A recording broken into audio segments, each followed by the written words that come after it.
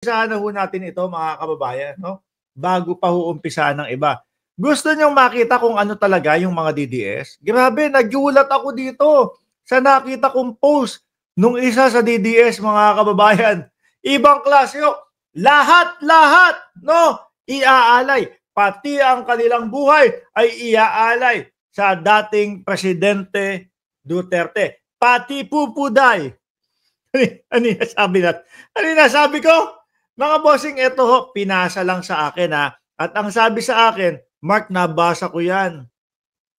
No?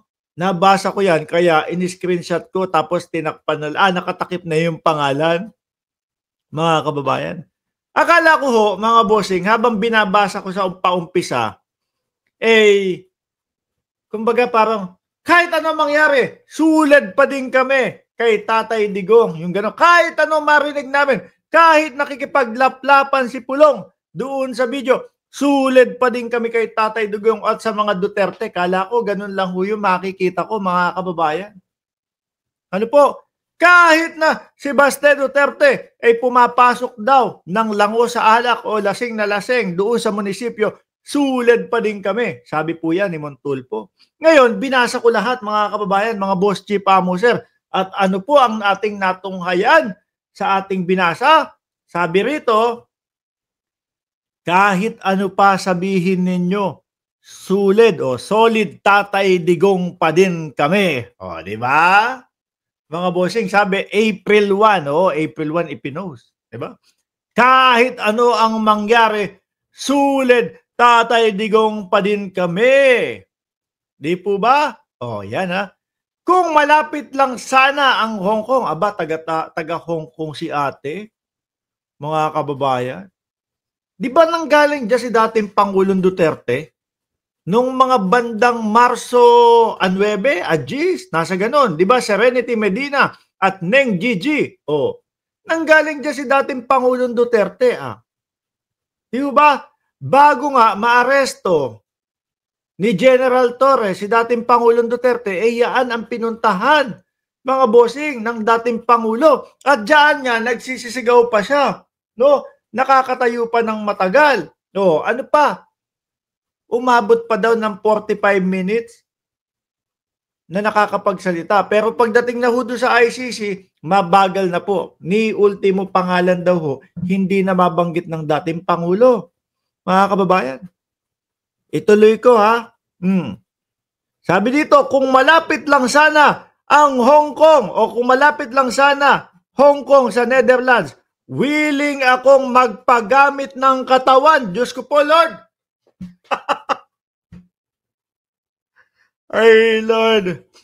Willing akong magpagamit ng katawan kay tatay kung yun ang paraan para maibsan ang kalungkutan niya sa sukulan o kulungan.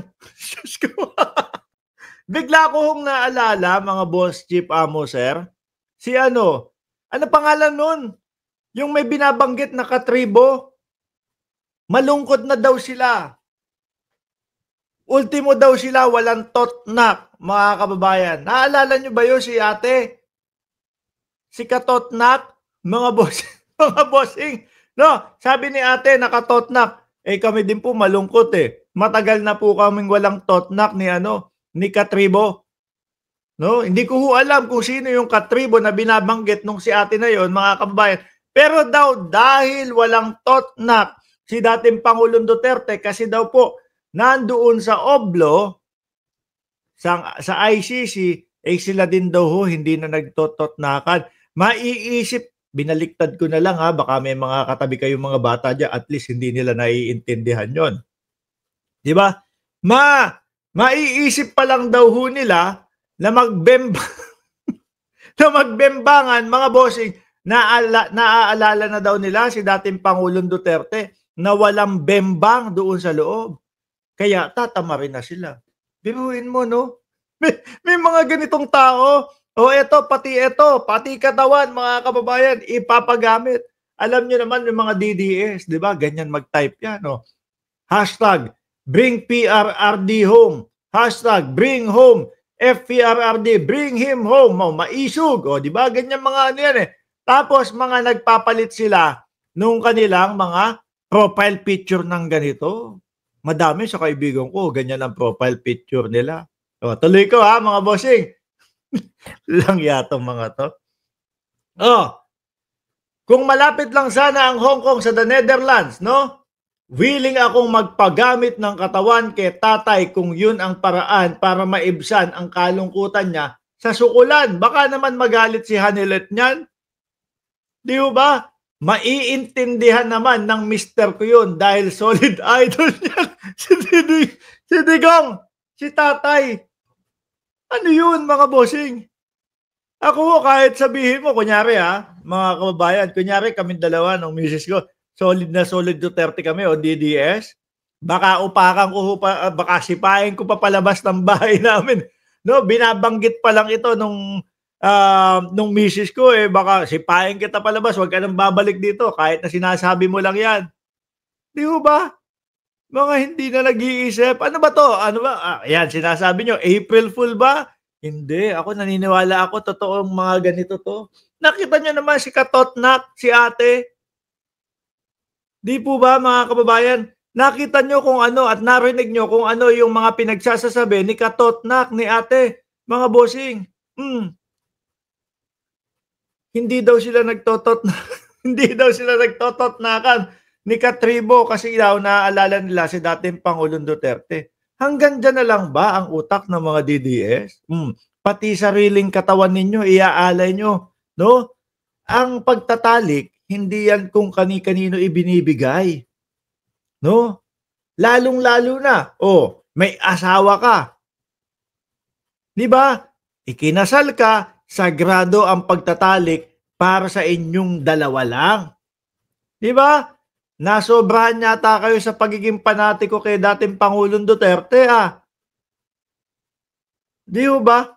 Baka magalit naman niya baka magalit naman niya si Hanilet. Ano po? Kung pwede lang papasukin, kung makakapasok lang si Hanilet lagi, baka pwede, yun. Hindi, ang tanong din ho natin, mga kababayan, tumatayo pa kaya? Di ba? Kasi sa ganung gulang ng dating Pangulong Duterte, mga bossing, tingin ko hirap na ding tumayo yun, mga kababayan. Pero sa ganung gulang niya, naalala nyo nung presidente pa siya, siguro mga ilang taon siya nun. Presidente siya nun -6, mga 74.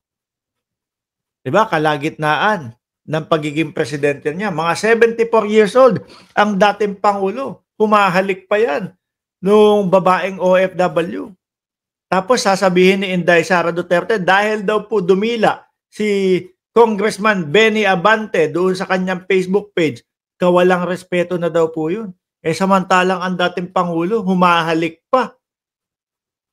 Speaking of halik, sino yung isang humahalik? Yung nakita sa video, mga kababayan? Talagang nasa gitna ng dance floor, Lumalaplap, mga bossing. Nasa gitna ng dance floor, lumalaplap, mga boss.